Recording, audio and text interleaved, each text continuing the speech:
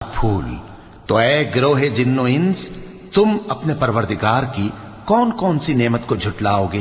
اسی نے انسان کو ٹھیکرے کی طرح کھنکھناتی مٹی سے بنایا اور جنات کو آگ کے شعلے سے پیدا کیا، تو تم اپنے پروردگار کی کون کون سی نعمت کو جھٹلاؤ گے؟ وہی دونوں مشرقوں اور دونوں مغربوں کا مالک ہے، تو تم اپنے پروردگار کی کون کون سی نعمت کو جھٹلاؤ گے؟ اسی نے دو دریا رواں کیے جو آپس میں ملتے ہیں، مگر دونوں میں ایک آڑ ہے کہ اس سے تجاوز نہیں کر سکتے، تو تم اپنے پروردگار کی کون کون سی نعمت کو جھٹلاؤ گے؟ ان دونوں دریاؤں سے موتی اور مونگے نکلتے ہیں، تو تم اپنے پروردگار کی کون کون سی نعمت کو جھٹلاؤ گے؟